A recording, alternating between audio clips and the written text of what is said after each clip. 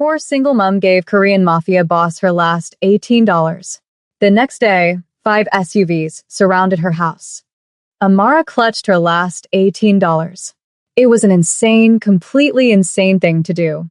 An hour ago, she had been fired, framed for a theft she didn't commit.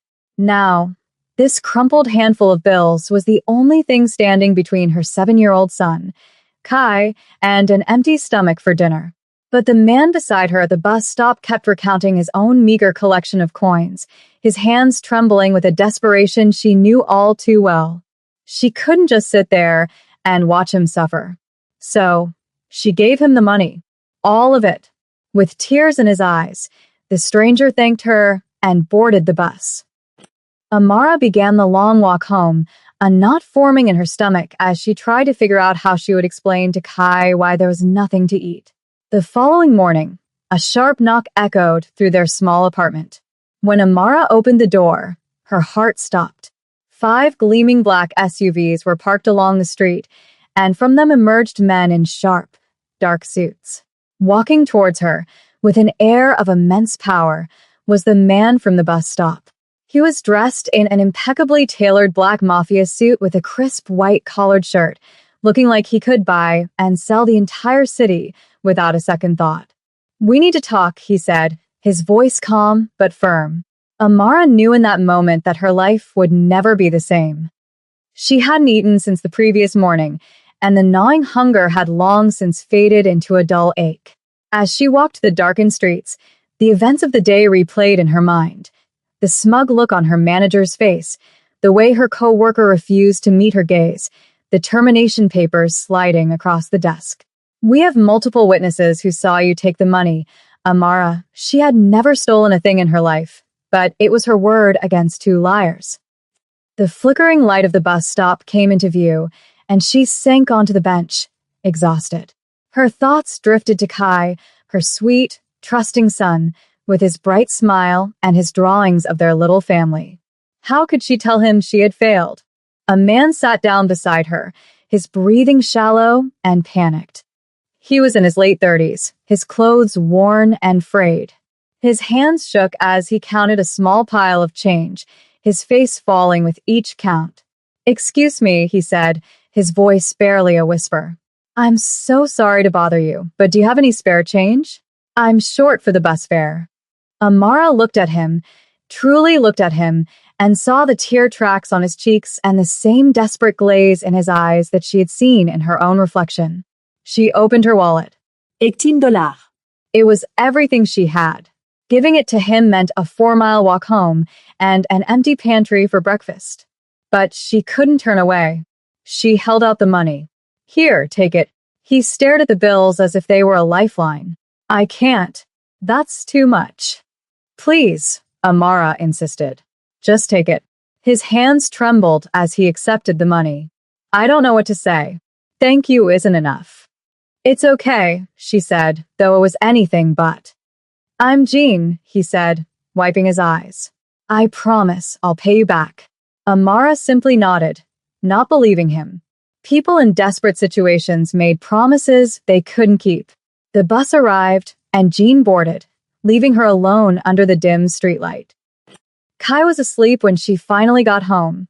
Her neighbor, Mrs. Gable, had given him dinner. She was one of the few kind souls left in Amara's life. Standing in Kai's doorway, watching him sleep, Amara whispered, "I'm so sorry, baby." She didn't sleep that night, just sat at her small kitchen table, staring at a stack of unpaid bills. The knock came at 8 a.m., and Amara opened the door to a sight that stole her breath. 5 black SUVs lined her street.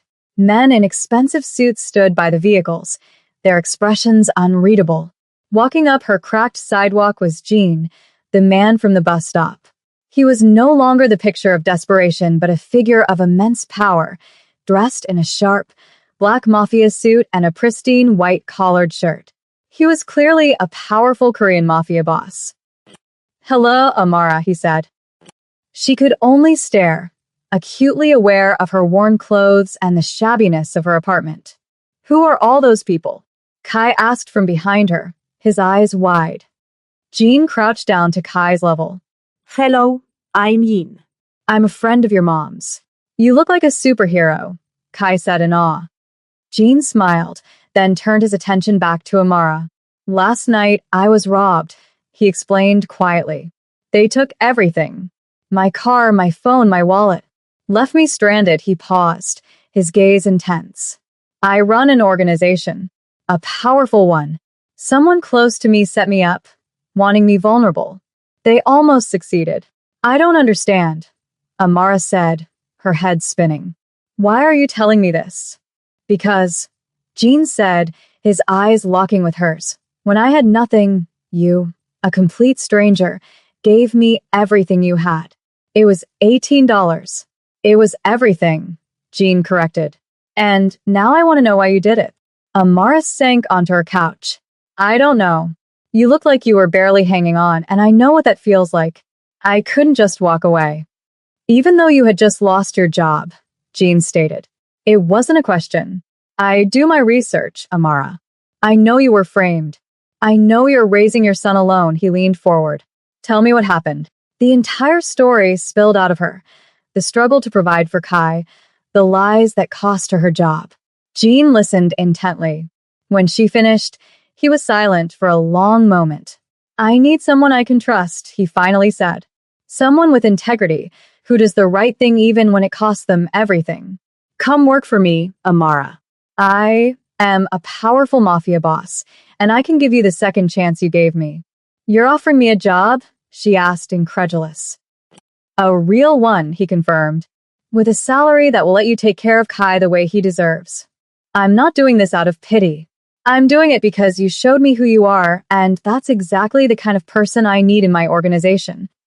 Amara looked at her son, then back at the formidable mafia boss offering her a lifeline. Okay, she said. Yes, I'll do it. Jean smiled, a genuine, warm smile this time. Good, because we have a lot of work to do. Amara's first day felt like stepping into another world. Jin's headquarters was a discreet, high-security building that hummed with quiet authority. People moved with a sense of purpose, their loyalty to the Korean mafia boss palpable. Amara, in her simple dress, felt out of place. Jean met her in the lobby. Ignore the stairs, he said quietly. They don't know your strength. Come. He led her to a conference room where a stern-looking man sat reviewing documents. This is Min-jun, my most trusted advisor, Jean said. Min-jun, this is Amara. She's going to help us. Min-jun looked her up and down, his skepticism clear.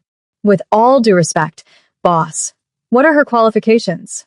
She is someone I trust, Jean said firmly, his tone leaving no room for argument. That is more valuable than anything right now. They explained the situation. Jean had been lured to a meeting by his second-in-command, a man named Kwon.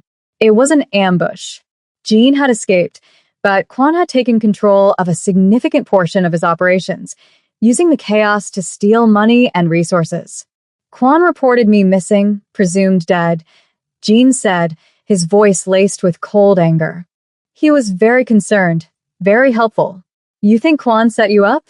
Amara asked. I know he did, Jean said. But I need proof before I move against him. If I'm wrong, I start a war within my own family. He slid a folder across the table. This is everything we have. Financial records, communications, surveillance reports. I need you to look at it with fresh eyes. Amara opened the folder. She may not have known the inner workings of a criminal organization, but she understood betrayal. She spent her days poring over the documents, looking for patterns, for anything out of place. What she found was a web of deceit. Kwon had been systematically funneling money into offshore accounts for months. He was planning to take over. Amara told Jean one evening, spreading the evidence across his desk. The ambush was just the final step. He thought you were gone, and he could consolidate his power before anyone realized what was happening. But I ran into you instead, Jean said softly. And you gave me the means to get back on my feet and start fighting back faster than he expected. We have enough to expose him to the other captains, Min-jun said, joining them. More than enough, Amara agreed. Jean picked up his phone. Then, let's end this. The downfall of Kwon was swift and brutal. With the evidence Amara had uncovered, Jean rallied his loyal followers and retook control of his organization. In the aftermath, the atmosphere in the headquarters shifted. The tension was gone, replaced by a renewed sense of loyalty to their mafia boss. And in the midst of it all, Amara had found her place. She was no longer just an outsider. She was a valued member of Jin's inner circle. People sought her counsel, respected her insights. For the first time in a long time, Amara felt like she was in control of her own destiny. "Mommy, is Jin coming to my game?" Kai asked, bouncing with excitement in his new soccer uniform. "I don't know, sweetheart," Amara said. "He's a very busy man." But as they arrived at the field, she saw him jogging across the parking lot, dressed in casual clothes, looking nothing like the formidable Korean mafia boss who commanded a criminal empire. Kai shrieked with joy and ran to him. Jean scooped him up in a hug. "Of course I came," he said. "I promised, didn't I?" They sat together on the bleachers, Jean cheering louder than any other parent when Kai scored a goal. Afterward, they got ice cream and walked through the park. "He's an amazing kid," Jean said. "You're doing an incredible job with him." "I'm trying," Amara replied. Jean was quiet for a moment. "I grew up with nothing," he said, his voice softer than she'd ever heard it. "I built my empire, so I would never be powerless again. But watching you two, I think maybe I've been missing the point." "What do you mean?" "Power means nothing if you're alone," he said. "You have something I've been chasing my whole life. You have a family, love, a purpose beyond profits and territories." Amara's heart hammered in her chest. The lines between them had been blurring for weeks. Dinners after work, helping Kai with his homework, Sunday mornings spent at their tiny apartment. Kai had started drawing pictures of the three of them, and Amara, to her terror, had fallen in love with him. Completely, irreversibly in love with a powerful mafia boss. She couldn't risk it, couldn't risk her heart or Kai's. But every time Jean smiled at her, every time he looked at Kai with such gentle affection, she felt herself drowning. The breaking point came on a Tuesday. Kai drew another picture of their little family, with "My family" written in wobbly letters at the top. That night, after Kai was asleep, Amara sat in the dark, staring at the drawing. She couldn't keep pretending. She had to tell Jean the truth, even if it meant losing everything. Saturday's game was against their biggest rivals. Jean arrived early with a poster he'd made with Kai's jersey number on it.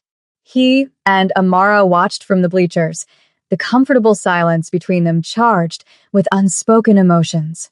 When Kai scored the winning goal, Jean grabbed Amara's arm, his face alight with pure joy. In that moment, looking at him, she knew she couldn't keep her feelings inside any longer. After the game, while Kai was celebrating with his team, Amara turned to Jean. "I need to tell you something," she said, her hands trembling. "And I need you to just listen." She took a deep breath. "I'm in love with you. I know I shouldn't be. I know who you are, what you do, and that this is probably the craziest thing I could ever say. But I can't keep pretending. Kai draws pictures of us as a family, and my heart breaks a little more each time because I want it so badly it hurts." The silence stretched between them. "I understand if this changes everything," she continued, her voice thick with emotion. "I'll do whatever you want. I just couldn't keep lying to you." "Are you finished?" he finally asked. She nodded, unable to speak. He stepped closer. "Good. Because I've been waiting for 2 months for you to say that." "What?" "Amara, you are the most frustrating woman I have ever met," he said, his eyes bright with unshed tears. "Do you think I come to every soccer game for just anyone? Do you think I spend my Sundays in your tiny apartment drinking bad coffee because I'm being charitable? I've been in love with you since the day you handed me your last dollar at that bus stop. Since you looked at me like I was a person who mattered, not just a mafia boss. You love me?" "Yes, you idiot," he said, a sound that was half laugh, half sob escaping his lips. "I love you. I love Kai. I love the way you're kind even when the world has given you every reason not to be." And then he kissed her, right there on the bleachers. He kissed her with a passion and a tenderness that left her breathless. It was a kiss that promised second chances and a future she had never dared to dream of. When they finally broke apart, Kai was standing a few feet away, his mouth hanging open. Does this mean Jean is my new dad? Jean laughed, a deep, rich sound that filled Amara's heart. How about we start with boyfriend and see how it goes, he said, pulling Kai into a hug. A month later, they were in the park, and Kai had made a crown of wildflowers for Amara. As she placed it on her head, laughing, Jean got down on one knee. I don't have a ring yet, he said, his voice thick with emotion. And I know this is fast, but I've lost enough time in my life. I don't want to lose any more. Amara, will you marry us? Us? She whispered, her eyes filling with tears. He nodded seriously. We're a package deal. Yes, she cried, laughing through her tears. Yes, I'll marry you. Both of you.